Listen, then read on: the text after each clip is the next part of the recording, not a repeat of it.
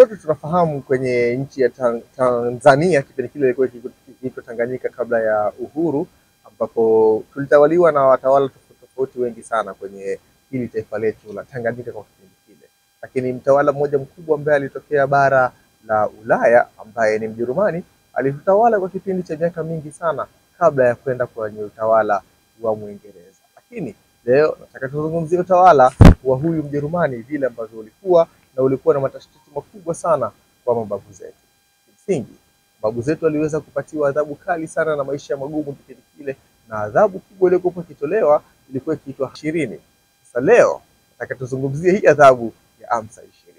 Hamsa 20 ilikuwa ni adhabu ambayo walipatiwa mababu zetu kwa kuchapwa viboko viwili kwa kimoja. Unajua, utajiuliza viwili kwa kimoja inamaanisha nini? Kimoja kinaanza kwenda mbele akirudisha nyuma, inakuwa vimekamilika viwili kwa wakati mmoja, inahesabika kama double moja. Kwa hiyo ilijipatiwa maarufu mkubwa sana kwa kupitia staili hiyo ya hiyo viboko ambavyo mababu zetu waliweza kupatiwa kama adhabu. Huyu hapa ni mzee Omar Hassan Kigolaga kutokea kata ya Ulaya iliyopo hapa wilayani Kilosa, akielezea adhabu hii kwa marefu na mapana. Hamsa 20 vile viboko vilikuwa kimoja kwa viwili, ni ngozi ya kiboko inachongwa ile zinakuwa mbili. Baadaye wakaibadilisha jina wakaipa Henzeland.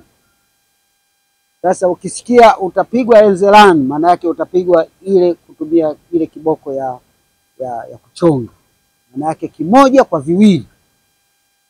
Ukiambiwa Hamsa 20 maana yake 50. Ukiambiwa viboko 10 maana yake 20. Hivyo viboko vilikuwa vinachapwa kwa mtu anayekosa, kwa mtu anayekataa kulima. Kimsingi ni kwamba tunao makosa mengi sana ambayo tunayafanya. Kwa makosa ambayo walifanya mababu zetu ambao walistahili adhabu hiyo ya Hamsa 20, sasa hivi tunao makosa mengi sana, tunaona watu wanafungwa jela. Wewe ambaye unanitazama hivi sasa unatamani kosa lipi ambalo lilistahili adhabu hii?